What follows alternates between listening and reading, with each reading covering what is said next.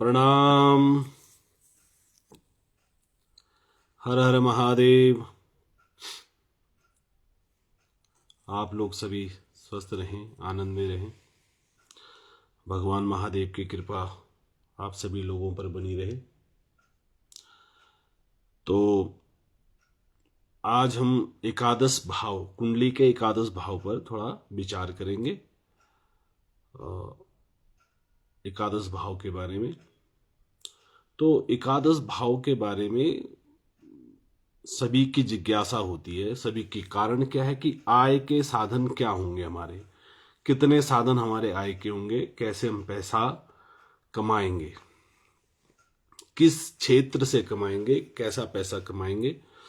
तो ये आय है। आय का अर्थ पैसा ही नहीं है। आय का अर्थ है पद, प्रतिष्ठा, संपत्ति, मकान, दुकान और चरित्र। ये बहुत चीजें। एकादश मतलब आय, जितनी चीजों से हमें लाभ मिलता है, जिस चीज से हमें सुख मिलता है, हम जिस चीज को सुख मानते हैं, उस सारी वस्तुओं का लाभ से देखा, एकादश भाव से देखा जाता है। तो बृह जातकम में इस विषय में थोड़ा चिंतन किया गया है। तो बृह जातक के प्रथम श्लोक को लेके हम आगे बढ़ेंगे कि गज अश्व हेमांबर रत्न जातम मांदोलिकम मंगलमंडनानी लाभ किलेशाम अखिल विचार्यम तत्तु लाभस्य गृहे गृहज्ञ। वाहन, गज, अश्व, घोड़े, खच्चर, गधे, ये सब चीजें, वाहन, जितना भी वाहन सुख हमारा होता है वो सब हम वाहन सुख एकादश भाव से देखते हैं। रत्न जातम, जितने रत्न, आभूषण जितने होते हैं हमारे, आभूषण जो भी हम पहनते हैं, सोना, चांदी, हीरा, मोती, ये सारा आभूषण भी एकादश भाव से देखा जाता है। पालकी, पालकी मतलब सम्मान। पालकियों में 4 लोग ले जाएंगे ना पालकियों में, तो पालकी का मतलब है सम्मान। तो क्या हम इस सम्मान के लायक बनेंगे कि लोग हमें पालकियों में ले जाएंगे? रत्न, आभूषण, पालकी, सभी मांगलिक कार्य, वस्तुएं, ये सब अखिल विचार्यम, ये सारा विचार करना चाहिए। लाभस्य, तो लाभ एकादश भाव से इस प्रकार से विचार करना चाहिए। क्या क्या? सबसे पहले तो आय, आय का विचार, लाभ का विचार, इच्छा, अभिष्ट वस्तु, ज्येष्ठ भ्राता, बड़ा भाई, साला, चाचा जी, धन उपार्जन की दक्षता, हम पैसा कैसे कमाएंगे, क्या हम उसमें दक्षता हमारे पास है कि नहीं है। माता की आयु, हमारी जो जांग होता है, जांग की परेशानियां, कान की परेशानियां, भाग्योदय, हमारा भाग्योदय कब होगा, कैसा होगा। पराधीनता, क्या हम किसी के यहां नौकर बन के कमाएंगे या नौकर बन के हमें लाभ मिलेगा। मालिक का धन, मालिक है और मालिक उस धन को नहीं भोग पा रहा है, तो हम उस धन को भोग रहे हैं कि नहीं भोग रहे हैं। समाज में हमारा स्थान कैसा है, हम सामाजिक हैं कि नहीं हैं। भौतिकता भी इसी से देखी जाती है, मतलब हम कितने भौतिकवादी हैं, हम भौतिकवादी हैं कि नहीं हैं। आय के नए नए स्रोत, नए नए मौके, मित्र, दोस्ती, एकादश से दोस्ती भी देखते हैं। और भूमि, आपके पास भूमि कितनी है। सकारात्मक परिणाम, तो एकादश कोई छोटा भाव नहीं है और ये बहुत जरूरी है जीवन में। हम पैसा कैसे कमाएं, इसके लिए एकादश भाव देखा जाता है। पैसे का मतलब पैसा ही नहीं है। आय का अर्थ होता है कि हमारी वो सभी चीजें जिनसे हमें सुख मिलता है, सौंदर्यता, भोगता, विलासता, भूमि, मकान, दुकान, बिजनेस, व्यापार, कपड़े, वस्त्र, अलंकार, कॉस्मेटिक का सामान, मतलब सुंदरता दिखने के लिए जो भी हम प्रयोग करते हैं, ये सब एकादश से देखा जाता है। तो एकादश भाव हमें आय, आय का मतलब है जिसमें हमें प्रसन्नता होती है। तो इस भाव को एकादश इसलिए कहते हैं, पैसे के लिए नहीं कहा जाता, इसलिए भी कहा जाता है क्योंकि जीवन के उपार्जन के लिए जब तक हम कमाएंगे नहीं, कर्म भाव से ऊपर बढ़ के जब ये भाव आता है तब जाके जब हम कर्म करते तो कर्म का एक परिणाम होता है, एक फल होता है। तो कर्म 10वां भाव था, 10वें भाव से हम एकादश में आए, तो कर्म का फल क्या होगा उस फल की बात की जा रही है। यहां पर पाप के बारे में भी दिखाया जाता है। यहां पर एकादश आपके संतान के बारे में, जो हमने आज जिससे हम सुखी होंगे, पत्नी के भाव को भी यहां से लोग देखते हैं। कोई कोई भाव, कोई कोई व्यक्ति यहां से पंचम से पंचम, सप्तम से पंचम देखता है। तो क्या उस विद्या का लाभ हमने ले लिया है जिस विद्या से हमारी आजीविका चल पाएगी? क्या वो विद्या कौन सी है जिस विद्या से हमारी आजीविका चलेगी?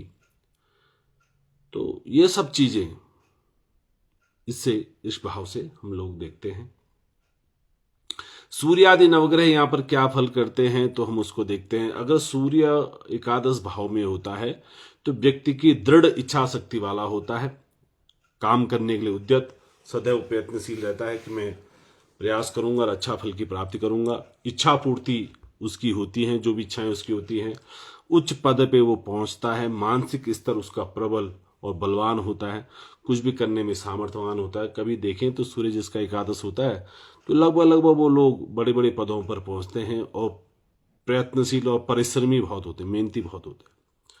जिसका एकादश चंद्रमा एकादश भाव पे हो तो जातक बहुत गुणवान होता है, यशस्वी होता है, धनवान, विदेश अपनी जन्मभूमि से अलग इतर रहकर, दूसरी जगह रहकर वहां का प्रिय बनता है और वहां बड़ा नाम यश कमाता है। थोड़ा चंचल प्रवृत्ति का होता है। मंगल एकादश में हो तो व्यक्ति साहसी होता है, क्रोधी होता है, कार्यशील होता है, भाई बहनों, बड़े भाई बहनों से उनको लाभ मिलता है। तो ये प्रभाव तो हमें वहां पर मिलता है। तो अगर बुध हो तो व्यक्ति एक तो तीव्र बुद्धि का, पैसे कमाए, कैसे कमाए इसके लिए वो बहुत प्रयासशील रहता है, प्रयत्नशील रहता है और कैसे कमाए वो जानता है। एकादश भाव वाला जिसका बुध होता है, परोपकारी व्यक्ति होता है, दान करता है, पुण्य करता है, यज्ञ शास्त्रों का ज्ञाता होता है, शास्त्रों को जानना चाहता है, बहुत अच्छा वक्ता होता है, बहुत ही सरल वाणी के द्वारा लोगों को समझ जाता है, समझाता है। गुरु और एकादश में हो तो व्यक्ति धार्मिक होता है, नैतिकता उसके अंदर होती है। आज हमारा जो समाज का पतन है ना, आज हमारे जो समाज का पतन हो रहा है या लोगों का विश्वसनीयता का पतन हो रहा है। आज हम कागजों पर ज़्यादा दे रहे हैं वैल्यू कि यार चलो एग्रीमेंट कर लो तब हम बात करेंगे। भाई भाई के बीच, पति पत्नी के बीच एग्रीमेंट हो रहे हैं। मतलब समझ लीजिए नैतिकता रही नहीं गई है। हम हैं और कोई वाणी की वैल्यू नहीं है। हम क्या बोल रहे हैं उसकी कोई महत्व नहीं। हमने किसी को वाणी दे दी, उसका कोई महत्व नहीं है। तो ये जो नैतिकता है, ये जो नैतिकता होती है, इस नैतिकता को जो देखता है उसका नाम गुरु है, नैतिकता के लिए। तो एकादश में अगर गुरु हो तो वो नैतिकता उस व्यक्ति के अंदर ज्यादा होती है, अगर सही पड़ा। वैसे वह कारक भी गुरु को ही एकादश का मानते हैं, तो इसलिए वो नैतिकता का प्रभाव रहता है। यज्ञकर्ता होता है, सरकारी राज्य सरकारों के द्वारा या कुछ छोटी संस्थाओं, बड़ी बड़ी संस्थाओं के द्वारा वो व्यक्ति सरकारी मान सम्मान प्राप्त करता है। पद्म भूषण मिल जाएगा, राज्य के बड़े बड़े जो पुरस्कार होते हैं वो उसको मिल जाएंगे और धन के बड़े आय के स्रोत उसके होते हैं। एक ही जगह से वो पैसा नहीं कमाता है, वो बहुत जगह से पैसा कमाते हैं, यहां से वहां से 10 जगहों से पैसा कमाता है। जो हमारा शुक्र अगर एकादश भाव में बैठा है तो एकादश भाव में जो शुक्र बैठता है वो भोग विलास। शुक्र का अर्थ ये नहीं, शुक्र को लोगों ने ये सोचा है कि शायद शुक्र सिर्फ काम वासना से पीड़ित होता है। नहीं, शुक्र प्रतिफल चाहता है। मैंने अगर तुम्हारे लिए कुछ किया है तो मुझे भी चाहिए। मतलब अगर हमने किसी को 10 रुपए दिए हैं तो उस 10 रुपए हमने किसी को दिए तो वो कहता है कि 10 रुपए तेरे पे एहसान है भैया, ये डोनेट नहीं करूंगा, मैं दान नहीं दिए मैंने तुझे, इसके लिए तुझे मेरे लिए कर्म करना पड़ेगा। तो प्रतिफल चाहने वाले को भोग विलासता कहते हैं। कर्म किया है उसका जो फल चाहिए उसको शुक्र कहते हैं।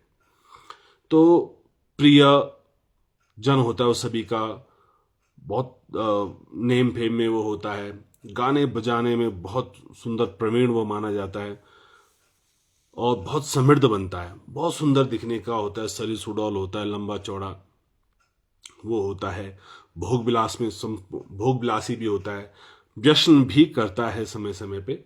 शनि अगर एकादश में हो तो व्यक्ति परिश्रमी होता है, मेहनती होता है, गंभीर होता है, दार्शनिक होता है, बहुत चिंतन करने वाला होता है, बहुत ज्यादा भूमि का वो स्वामी बनता है। जिसका एकादश में शनि हो तो वो बहुत ज्यादा भूमि का स्वामी बनता है, अच्छा धन लाभ वो प्राप्त करता है।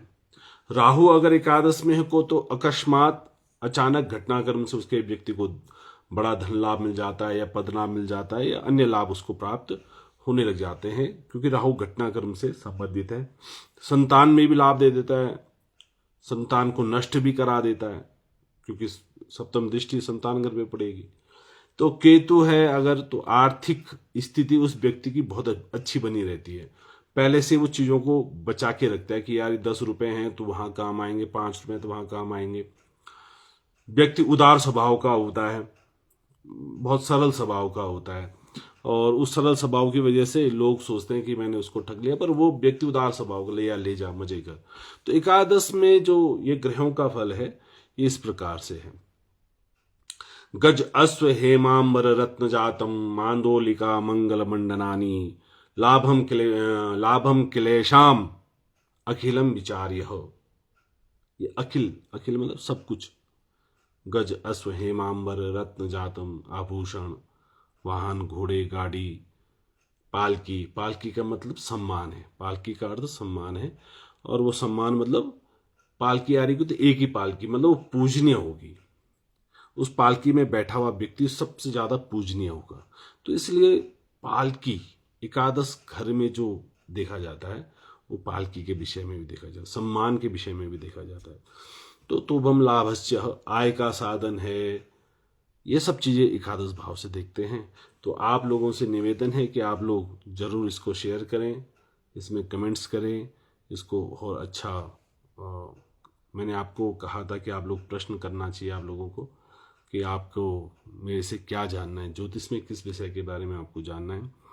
तो आप प्रश्न करेंगे तो मैं आपके प्रश्नों का जवाब सरलता से दे पाऊंगा, प्रयास करूंगा कि आपके प्रश्नों का जवाब दे पाऊं। तो आप लोग स्वस्थ रहना, आनंद में रहना, मस्त रहना। अब एक भाव रह गया है द्वादश, जिसे व्यय भाव कहते हैं, उसके बारे में भी चर्चा करेंगे, और फिर उसके बाद ग्रहों की सरल आप लोगों के पास लाइव आके आप लोगों के प्रश्नों का जवाब देते हुए कुछ योगों पर, कुछ दशाओं पर, कुछ अंतर्दशाओं पर छोटे मोटे जो प्रश्न होते हैं लोगों के, उन लोगों का जवाब और उपाय देने का, कुछ उपाय भी बताने का मैं प्रयास करूंगा जो सर्वविदित हैं, जो किए जा सकते हैं सरलता से। ऐसे उपाय को मैं आप लोगों को बताऊंगा। तो प्रणाम ठाकुर साहब धर्मेंद्र परियार जी, प्रणाम ठाकुर साहब मनीष बुला, आप लोग स्वस्थ रहना, पिताजी भी स्वस्थ होंगे, सभी लोग स्वस्थ होंगे, प्रणाम। आप लोगों को स्वस्थ रहना है, आनंद में रहना है। हर हर महादेव। जय हिंद, जय भारत, जय उत्तराखंड। हर हर महादेव।